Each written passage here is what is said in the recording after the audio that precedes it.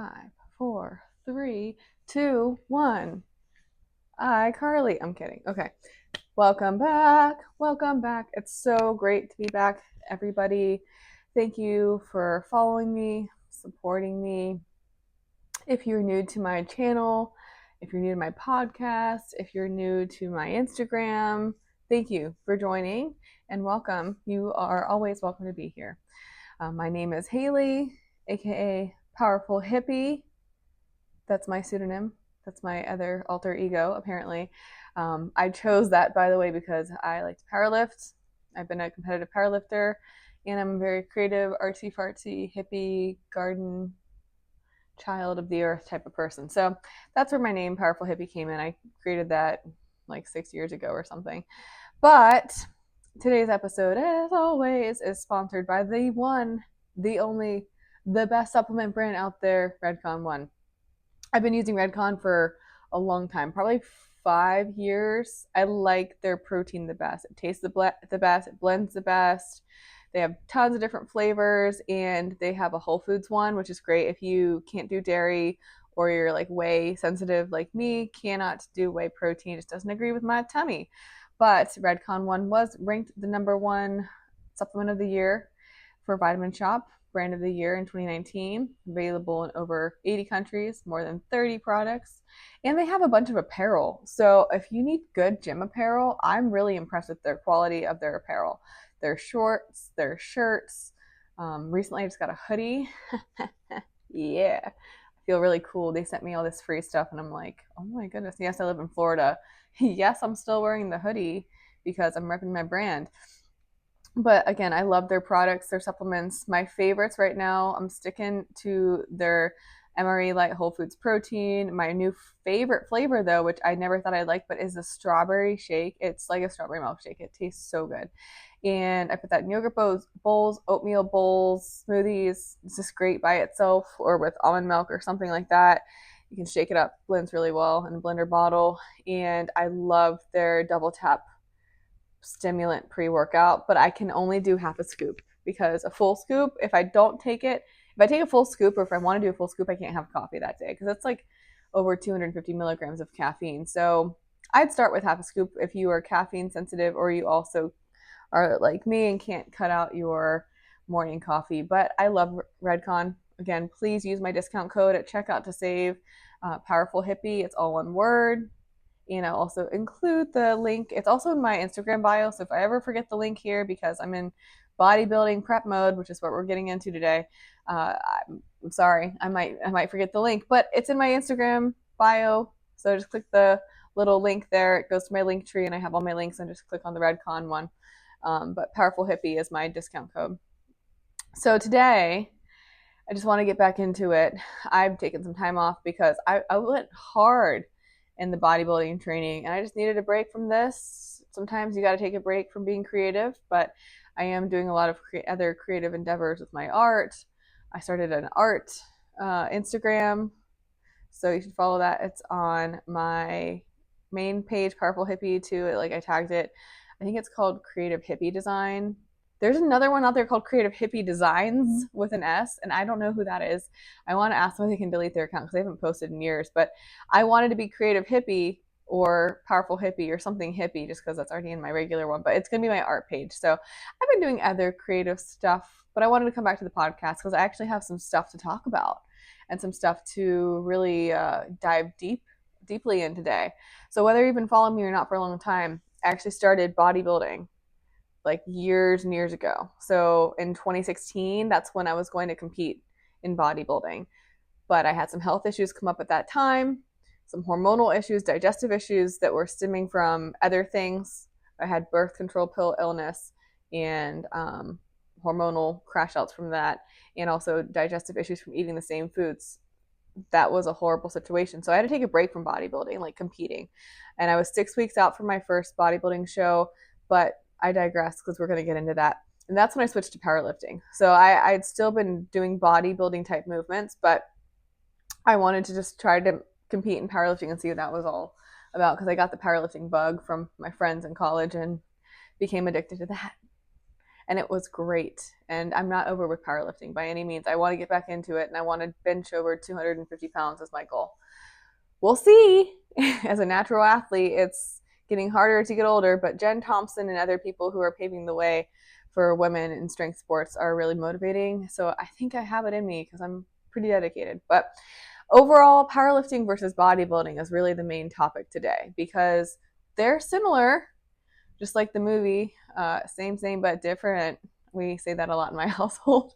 They are different, and they're different because they challenge you in different ways. One's more heavy on challenging with the diet, which is the bodybuilding thing, and then one's more heavily challenging with the training, in my opinion, which is powerlifting.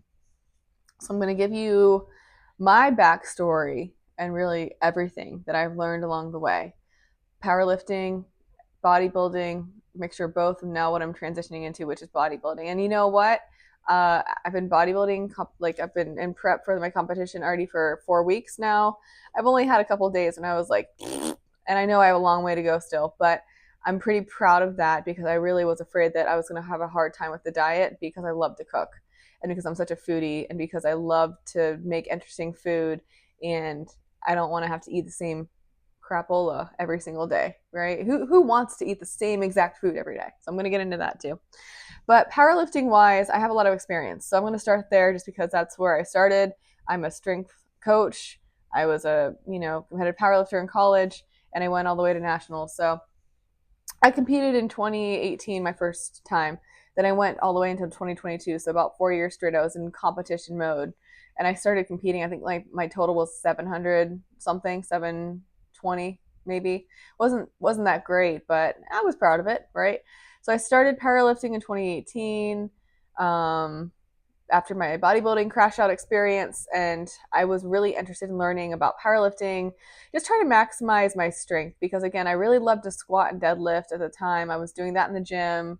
And again, there's overlap in bodybuilding with powerlifting, but I really found my true love was the bench press because once I learned how to build my upper body musculature and my triceps especially, and just work on my upper body strength, it just, boom, it took off so much faster for me than squat and deadlift. And I have great body proportions. So like I have, decent sized arms, but they're not super long, which is great for the bench press because your range of motion doesn't have to be that far. So, I don't have like a 1 inch range of motion like some women that I see, and that's fine. If you have those leverages, we're all jelly. We're all jealous over here, but it's just one of my favorite lifts. So again, I started falling more in love with powerlifting in 2018, and I competed in 2022 at the drug tested raw nationals. I placed 5th in my weight class, and I was a 75 kilogram weight class powerlifter, which is 165.3-ish pounds, I believe so. And I finished with a 904 total. Again, I'm really proud of that because I put on like 200 pounds almost on my total in less than 4 years. Again, as a natural powerlifter, that's amazing. And I put on a lot of body weight too. I don't know what my first body weight was, but I was like probably like over 145, probably like 146. But then I competed all the way to 165. So I'm pretty proud of that. Those are some gains right there.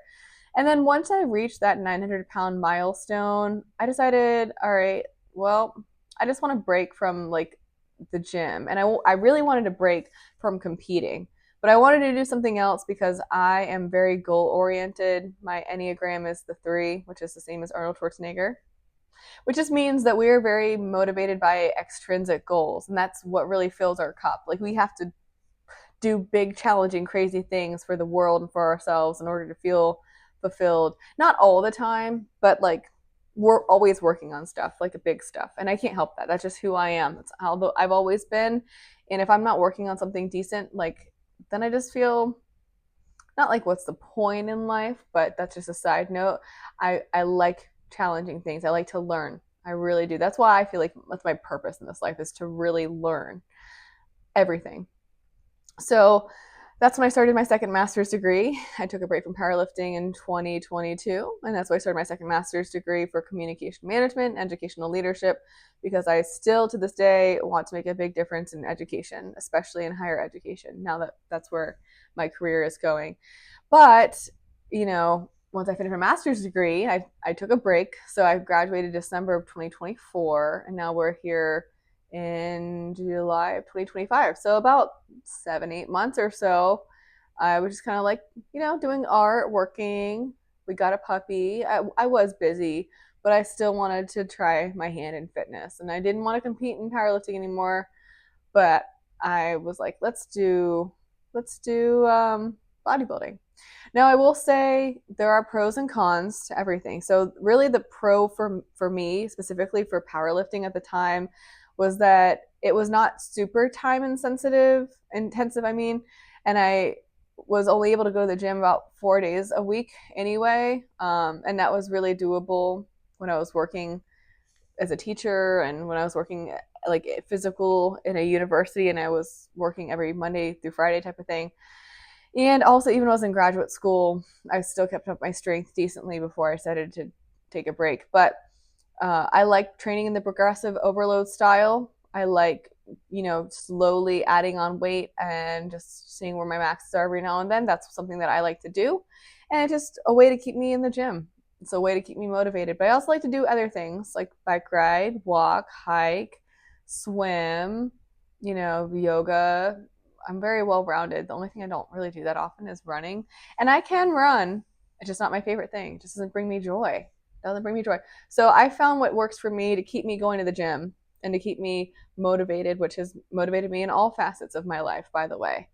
I would not have been as motivated if I haven't been going to the gym. And sometimes it is really hard to get to the gym. We're going to talk about that too. So anyway, when I was really in my powerlifting, like top of the game, I'd say 2021, because that's when I started training for my national competition. My first time I ever competed nationally against, women all over the country, not just in Florida or Georgia or the Southeast, right? So I was between weight classes at that time. When I started competing, I was like 150 something, 55, 58. And I decided, all right, listen, I talked to my coach at the time. I wanted to fill out the 165. So I was eating a lot of excess calories. I was like 27 to 3,000 calories a day. I was training hard, but even on my rest days, I was eating a lot, and I didn't really care about, alcohol. I'd have wine every now and then, or I'd eat maybe junk food or whatever. So I did put on about 10 to 15 pounds in 2 years, and I was super strong. I felt fine hormonally. I felt amazing, but after a while, I kind of felt a little bulky, and I felt like I didn't love the way that I looked, truthfully. I was a little puffier in the face and the legs and the abdomen, and I didn't really mind until I decided that, I'm going to lose some body fat, and I wanted to see the muscles a little more that I had been working on, because when you, want to put on weight, it's not always going to be muscle, it's going to be some body fat too. But overall, my diet for powerlifting was pretty good. And I only had to water cut about 5 pounds leading up to my 2022 competition. And that wasn't horrible, but I would never recommend water cutting again because I was dehydrated. And I came in under too, like 3 pounds under. I was 162 for the USPA drug tested raw national competition. And like that was awful because I traveled, and another thing as a female is that we're always prone to getting infections. And I was afraid I was going to get like a urinary tract infection, or that I wasn't going to feel the best, or that I was going to have a muscle cramp or something like that. So that was hard. So I really strongly discourage muscle or water cutting if you can. I didn't follow, like I said, a strict diet. I was doing pretty much intuitive eating. But how I knew I was around 2,700 to 3,000 calories a day is because I would try to macro track at least once every 2 or 3 weeks just to see where I was with the protein thing. Because I wanted to eat more than 130 grams of protein. I wanted to eat closer to 170 because, again, my goal weight was going up. So I did macro track, but just I wasn't super strict about it. And some days I didn't want that much protein. I just listened to my body, and I was weighing myself because when you're competing in powerlifting, you still have to fill out and be in a certain weight class. So yeah, I was doing it, but it's not like bodybuilding where you weigh yourself every day, which is what I'm doing now. That's weird to me too, but I made a commitment and I'm learning so much. So I loved powerlifting, but it was more taxing on my body. It was more taxing on my knees, and I think I was slowly flirting with some patellar tendonitis in my left knee, and I was really exhausted. And at that time too, when I decided to stop powerlifting, I was in the crux of my master's degree, my second one, and I was just so tired. So I took a break from it, and I just decided to do like more bodybuilding style training at the gym. But I love powerlifting. I just never wanted to have to push myself beyond the point of an injury that would prevent me later on, down the road from lifting weights or have to get surgery. And yeah, I'd rather take the slow and steady approach for powerlifting and bodybuilding more than speed it up, because I'm, again, a natural lifter. I'm not taking any performance enhancing drugs, and I never will. So I know that it's going to take me longer. And, 10 years later, after I thought I was going to compete in 2016, I'm just now doing my first bodybuilding competition. And I'm really grateful for that, by the way. I'm so glad I waited. So glad. Because I looked at my old photos of 2016. I had abs. I was lean, but I would have been eaten alive. I didn't have shoulders like I do now. I didn't have musculature. I didn't have the legs. So I don't know what I was thinking. But yeah, if you're considering doing bodybuilding, just take your time. That's my advice right now. So again, I said, I might go back to powerlifting. Not sure when yet. Again, it does take a toll on your energy levels. So my biggest problem with powerlifting, besides that, like, I was a little bit more sore, and it was really repetitive. I'm great at doing the repetitive stuff all the time, but after 4 years, it kind of gets old. You're like, all right, I'm gonna do squat, bench, deadlift, and accessories, boom, every week, right? That's how it has to be, though, because you have to do the same things in order to improve the same things all the time. Progressive overload doesn't happen overnight. But my biggest problem was sleep. So I was so sore. My peripheral and central nervous systems were so fried because, again, I'm a pedal to the metal kind of person. So if I ever do powerlifting again, I will really focus on my sleep and trying to get at least 8 hours of night, especially on my training days, because that's when you need the recovery so much. And your body is like, help me. So if you are in a caloric deficit and you're training that much for a powerlifting competition and you're not getting enough sleep, that's where you're going to probably run into a lot of hormonal issues or even injuries and autoimmune problems. That's not fun either. And I probably would do more of a hybrid training. I mean, I was bodybuilding-ish on the side of powerlifting, but I was trying to do squat twice a week, deadlift twice a week, and bench 3 times a week. I think that's too much for me and my body now. Knowing what I know and how I recover, again, as a natural athlete, I don't need to push myself like that. So I'll probably do squat once a week, deadlift once a week, if that, and then bench once or twice a week. Maybe close grip one time and a variation of bench, maybe, regular bench press, or I don't know, like, drop sets, superset, like different variations, legs up, off the blocks, off the board, or off the board press, like different variations to mix it up for bench press. So those would be kind of what I would do differently, and focus on my warm-ups. And I did neglect my cardio when I was doing powerlifting. I would do cardio a couple times a week, like maybe once or twice a week, but not exclusively like I had to do 30 minutes. If I got 15 minutes, and I'd be okay with that. So I would do cardio at least 3 times a week again. And if I was having any other issues, I would actually loop in a physical therapist, not a chiropractic physician. Both are great, but different problems, right? So like my shoulder, I messed up in 2016 when I quit bodybuilding, and I never got it really diagnosed at the time, and it healed pretty much. I'd say it's like 95% of the way through now. But every now and then I have some limitation in range of motion, and it kind of feels tight. So I would really focus on my recovery if I went back into powerlifting, and do more of the recovery habits besides just sleep: yoga, static stretching, warming up. Again, at least every heavy workout, warming up is so important. And I did not really do yoga as much as I should have. I think I did yoga, maybe I tried to do once a week at least, but I'd be lucky to do once every couple of weeks if I was honest. And I really love massage, taking baths, and increasing my abdominal strength. I should have done that more too.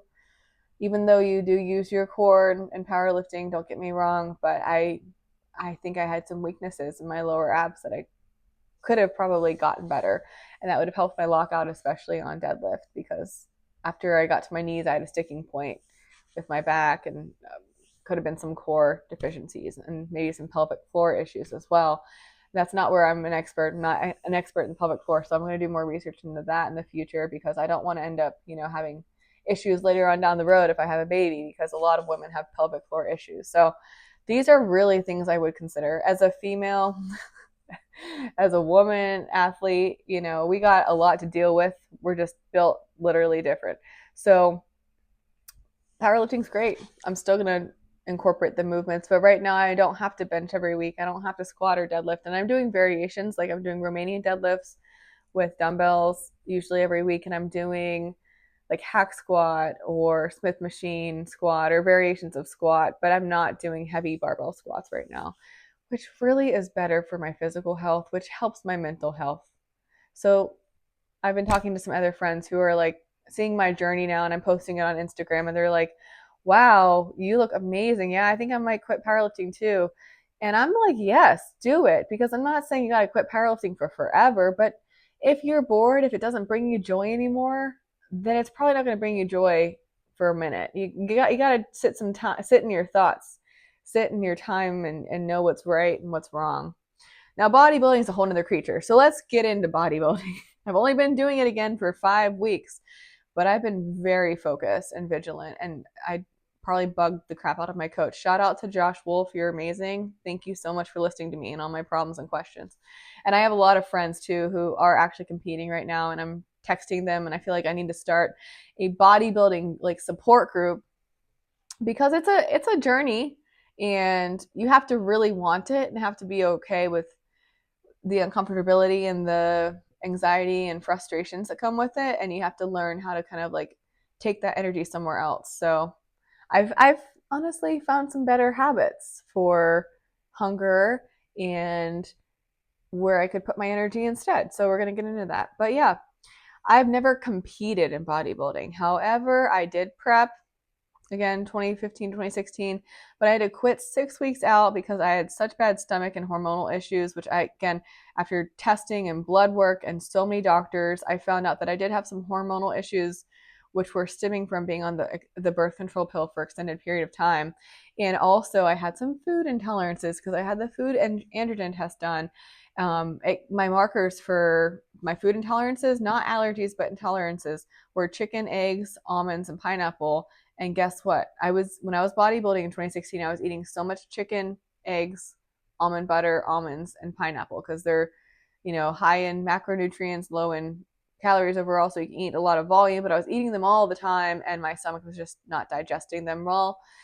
So I had to get those out of my diet and slowly integrate them back in.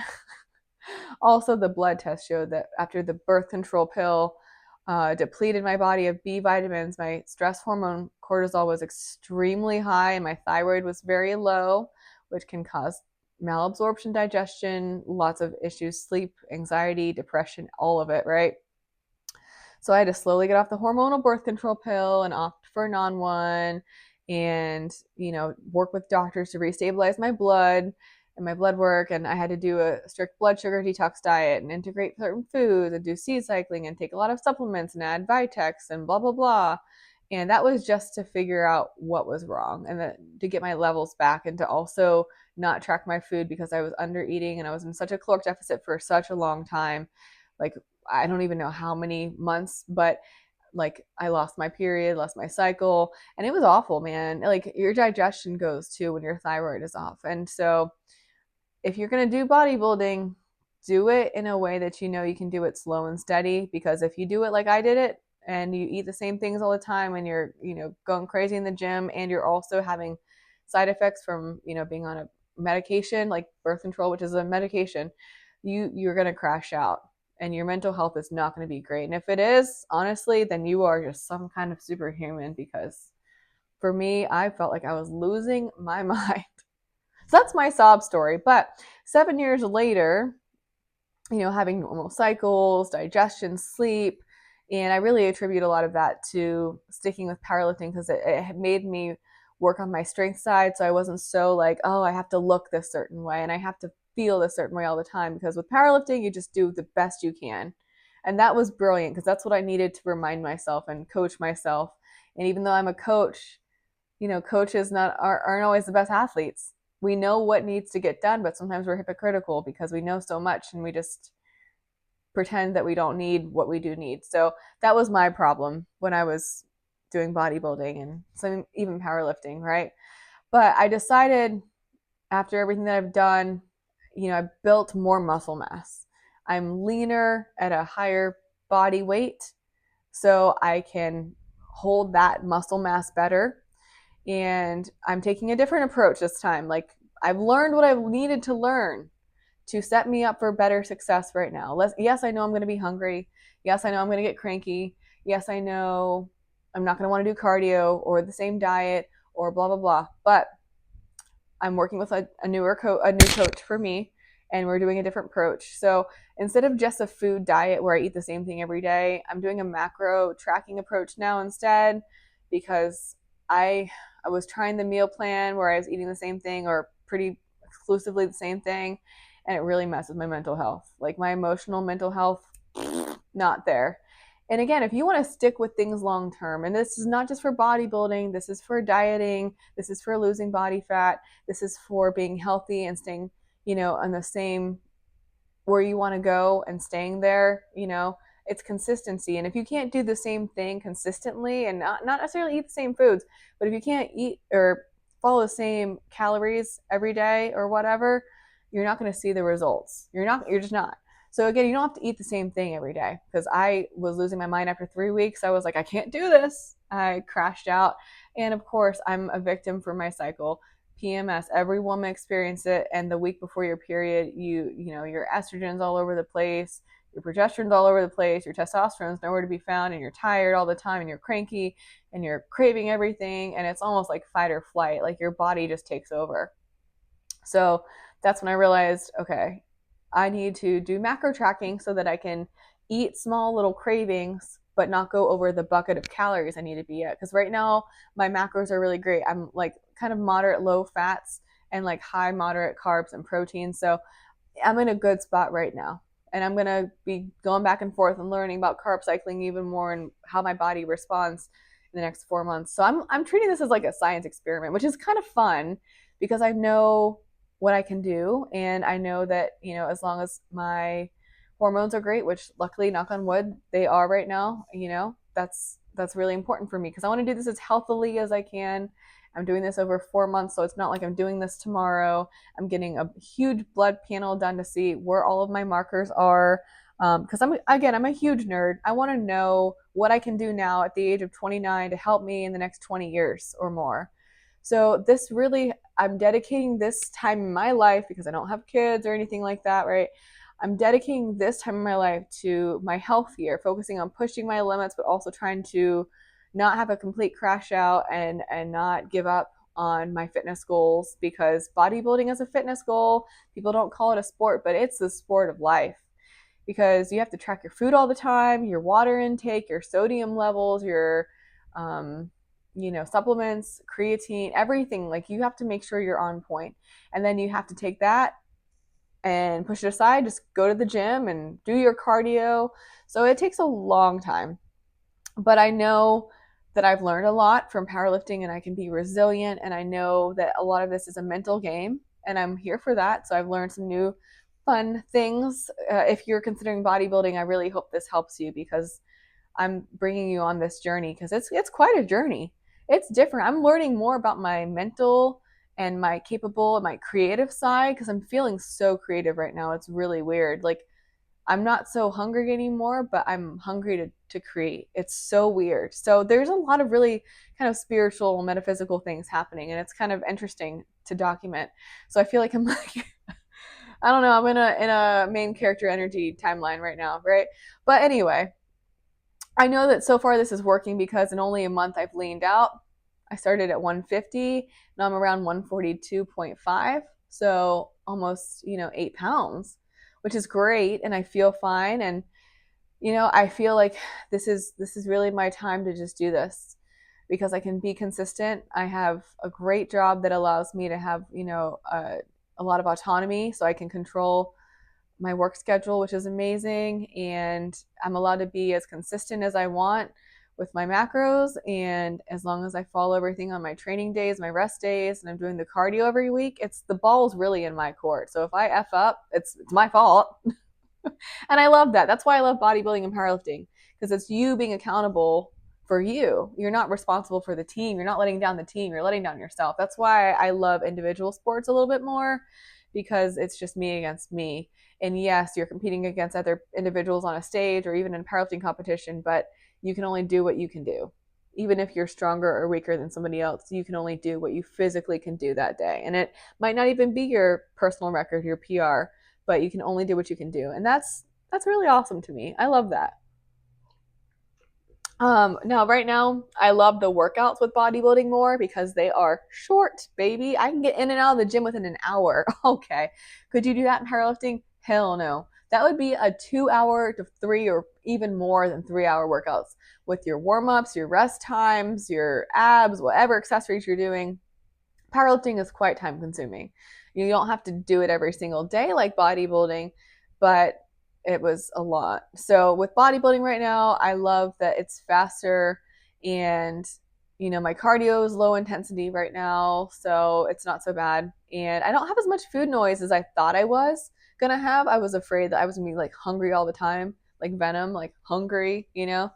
But I will say I don't have as much food noise, and tracking my macros has been better for my mental health too, because I can cook and mix up my meals a little bit more again. So I don't have to worry about, the complacency of eating the same thing all the time and crashing out again and worrying about digestive issues, because if I don't eat the same every day, my digestion's fine. Like I'm regular, I don't feel bloated, I feel more energetic and just overall happier. And your stomach really is your second brain. So, my main focus right now is energy, training, digestion, sleep, and trying to just stay motivated.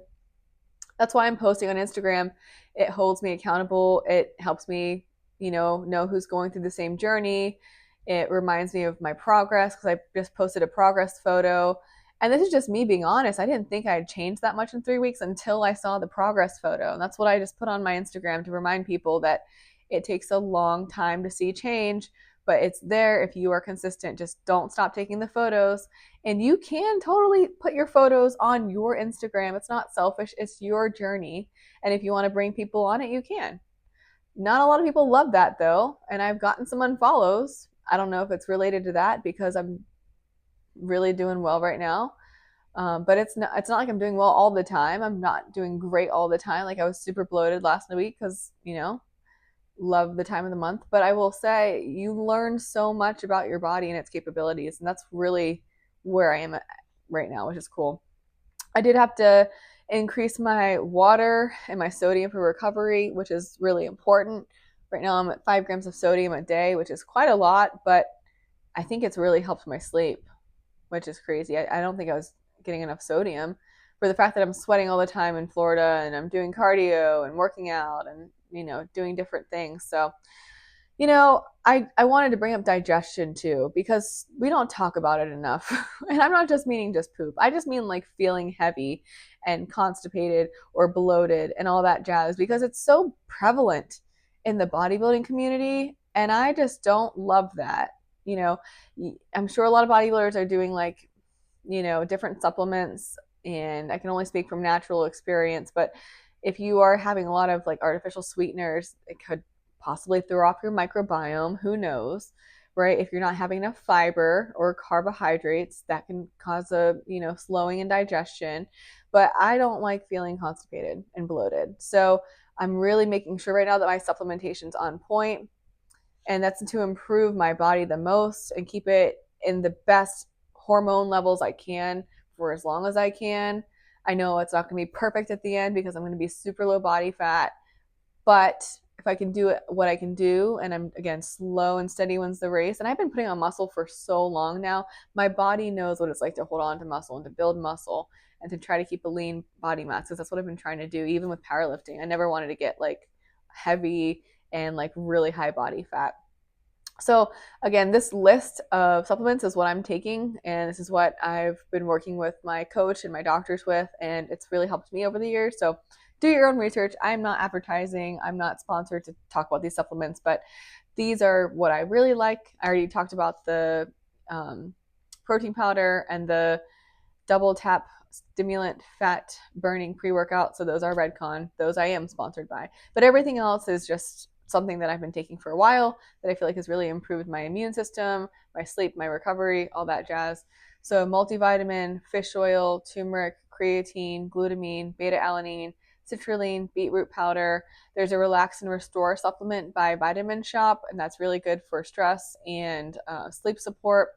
A blood sugar support as well. Those are both by the Vitamin Shop brand B Thrive, which is one of their best brands, and it's awesome. And Vitex, I take in the luteal phase of my cycle, so before the menstrual phase of your cycle, to help with cramps, PMS, crash outs. And I think it really does help. And I think it helps digestion too. So again, it's important to note, just wanted to remind you, I'm not a doctor. I'm just a Haley. I'm just a person who wants to be as healthy as possible. I've done a lot of research on these supplements. I have worked at Vitamin Shop, and I've had a lot of success with these to help my focus, energy, hormone, levels, digestive, and sleep. But always consult with your doctor. Always consult with your dietitian or a person that you work with just to make sure that these are right for you, because I don't know how much you need. Everybody is different. Get your blood panels done. Consult with someone that you can look at everything with, because I'm not that person. I don't have those credentials. But anyway, I would say overall that bodybuilding is just different than powerlifting. And at every phase when you're about to compete in powerlifting, mentally you're like, oh, I'm over this. So it's a mentally draining thing too. But I would say that bodybuilding is harder on the mind, and powerlifting is definitely harder on the body. So you've got to see, if you want to stay in the fitness realm, what your goals are and what you think you can do in this time of your life, in this season of your life, because both are great and both will help you, get stronger or more muscular or whatever you want. But, powerlifting can be harder on the body. So take that information with a grain of salt. But again, both are great, and I will say mentally, if I missed a lift, like if I missed a PR or something, I did feel kind of shitty in the gym.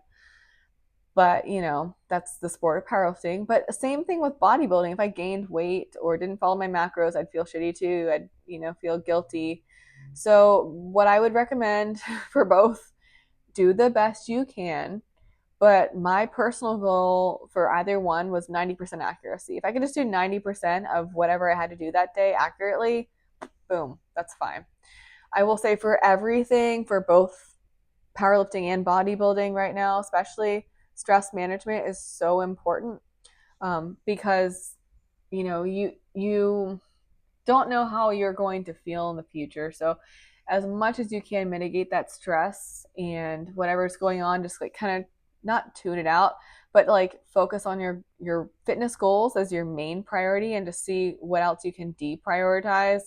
Like if you don't have to work super hard at your job, just like, I don't want to say just coast at your job, because like obviously don't mess up your job, but don't go crazy at your job because you're putting so much energy in other things. Or, tell your friends and family, hey, this is the season I'm in right now.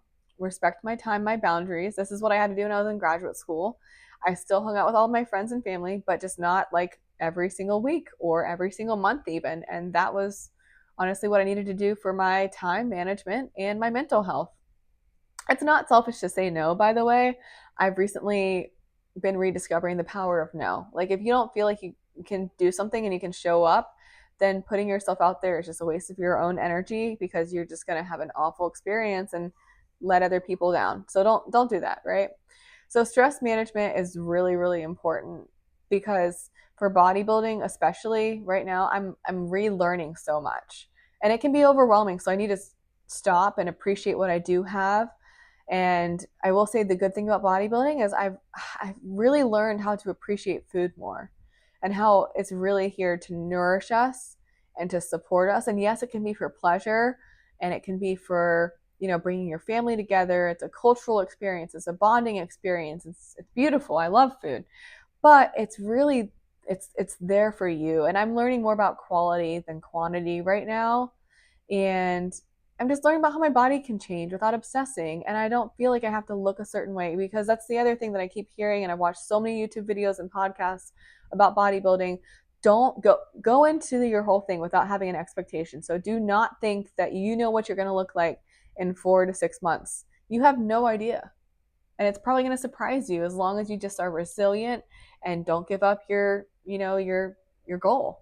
So I have no right now, it's great. I have no expectation of what my body's going to look like, which is awesome, because I'm just trusting the process. And I'm learning that I did not like following a meal plan and eating the same foods every day, because it messes up with my digestion and my mental health. And there's something that's got to be part of that too. Um, but as a natural powerlifter or power builder, because I've done powerlifting and bodybuilding, um, I respect the journey for everything, and that's what both have taught me. So I wouldn't say they're harder than each other. They're just different. They're just different sports and different dynamics. And powerlifting is just more about building your strength and just trusting that you can do it and just having fun. Bodybuilding is just really locking in, and just same thing, knowing that you are capable of it, but you will have to sacrifice a little bit more with food and with, maybe lifestyle. Like, you can't drink alcohol, you can't have a snack all the time, you can't say yes to brunch dates or all these things, because it's going to be really hard. And if it's hard on your mental health, you can say no. You definitely can say no. So that's where I am right now. And I really hope you enjoyed today's podcast episode. Again, reach out to me if you have any questions. I wouldn't consider myself an expert, but I wouldn't consider myself a beginner. I'm somewhere in between. I'm intermediate in my fitness journey. But again, I'm learning, and I love that that's part of the journey. So I think the only reason I'm still so enamored in fitness and I haven't crashed out altogether is because I actually genuinely love learning, like in life, with my graduate degree, with my career, with my relationship, with art, with everything. So if you want to do this right, you have to be super open-minded, and just know that you have to be okay with accepting the unknown and just keep pushing yourself. So again, if you're new to bodybuilding, we're here together. If you're new to powerlifting, I can probably give you some advice. So thank you again for tuning in, following me, supporting me. Please share this podcast if you can. Follow my YouTube channel, subscribe. Again, I'm on Instagram all the time, Powerful Hippie. So thank you again, and I will see you in the next podcast. Stay strong, my friends. Bye.